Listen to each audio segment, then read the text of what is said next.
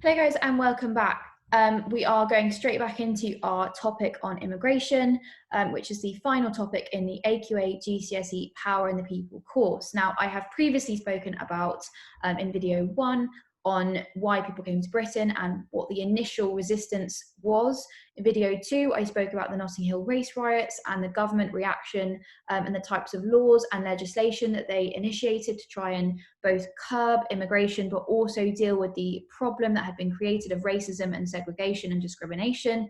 And finally, I'm going to talk a little bit about what happened in Britain in terms of a racist rhetoric that emerged from figures like Enoch Powell, and also the Brixton Riots, which is kind of the last focus point in the course. So Enoch Powell was a Conservative MP in 1968, and he inspired white nationalism at the time.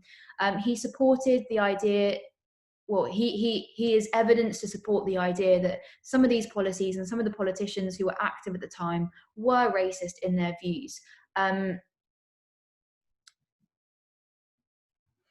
Now, one of the things that Enoch Powell did was make a speech called the Rivers of Blood speech. And in that speech, he said that immigration posed a threat to British identity and the future in Britain would be violent if immigration was not stopped.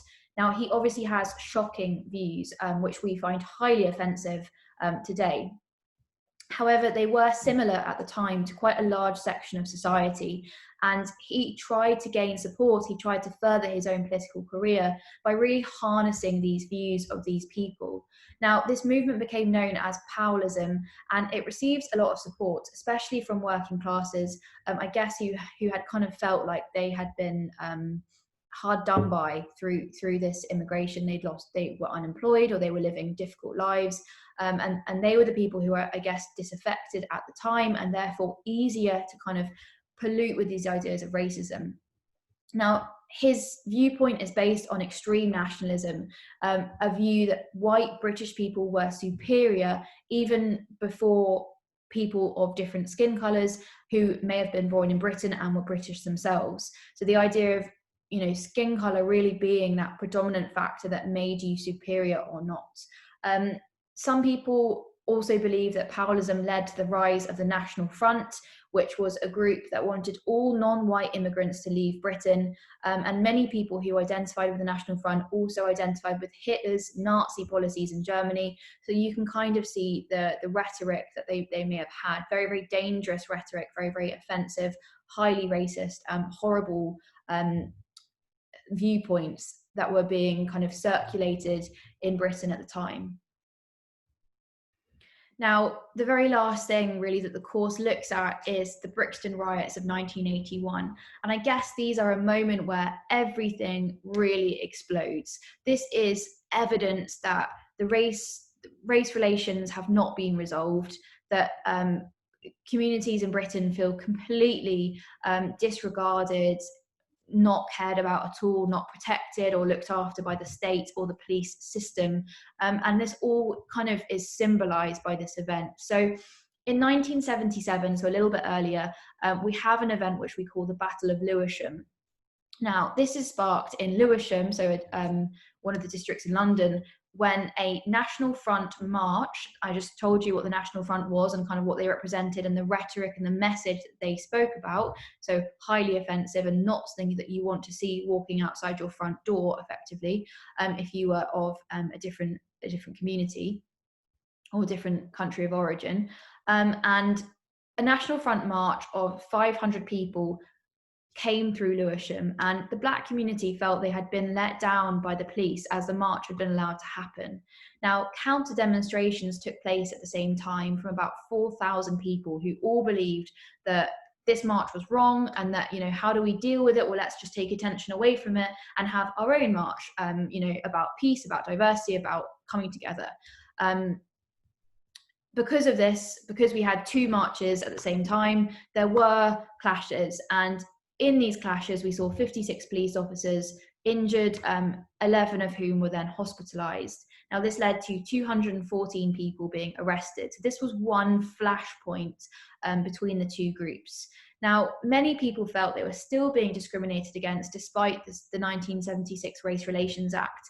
And this was primarily due to a new law that had been brought into place called the Sus Law. Now, the Sus Law meant that police were allowed to stop and search those they suspected were about to commit a crime. So you have to have due suspicion. It's a bit like cars. You can't pull a car over. A police officer cannot pull a car over if they don't have something that they suspect. If the car is speeding, if there is a dodgy wing mirror, if the plate isn't put on properly, if they look like they have a flat tire, or they look like they are kind of not in their right mind.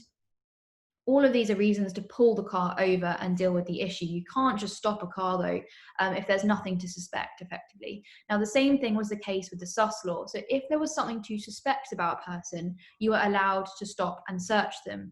Now, what this led to, and what this really meant in reality, was that a far disproportionate amount of Black young men were stopped and searched. And they quite rightly said, this is not fair. We're being stopped purely because of what we look like, rather than there being any real grounds to suspect us that we're about to commit a crime. It's equating the fact we are Black with the fact we are going to commit crime, which is not fair and it's not right. We call this racial profiling. Black people believing, or racial profiling. So in this case, it was the Black community believing they were being stopped disproportionately just because they were Black or the colour of their skin. Another law, Operation Swamp 81, came into play, and this meant that police were given plain clothing so they could blend in effectively. And now this meant, or this led to, in this case, 1,000 people being arrested or stopped, in just 6 days. So a clear example of the Sus Law targeting people because of who they are, what they look like, rather than any real grounds. Now, understandably, we can imagine that people, and especially young men within the Black community, are getting highly frustrated and fed up of this situation of being completely and utterly racially targeted time and time again. And everything boiled over on the 10th of April in 1981 when the police arrested a young Black man in Brixton, which sparked a riot.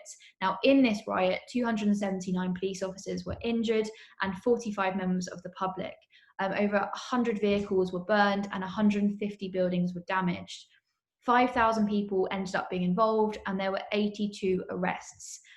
A report was written by Lord Scarman on the riot in Brixton, and it found that institutional racism did not exist in the Metropolitan Police Service. However, it did suggest that the Sus Law should be ended, which it was, and it created an official police complaints authority. Now, for those of you who were in the lessons we had when we looked at the Stephen Lawrence murder, we know that this did not solve any of the problems really that faced the Black community, and it wasn't until much, much later, by the efforts of Stephen Lawrence's mother and family in particular, pushing for justice for their son, that really some of these things were addressed, and that the Scarman report later found that the police were institutionally racist in how they deal with, not only Stephen Lawrence's murder, but also in general. And that's what really triggered the reforms that went through to change the police and the attitudes within the police.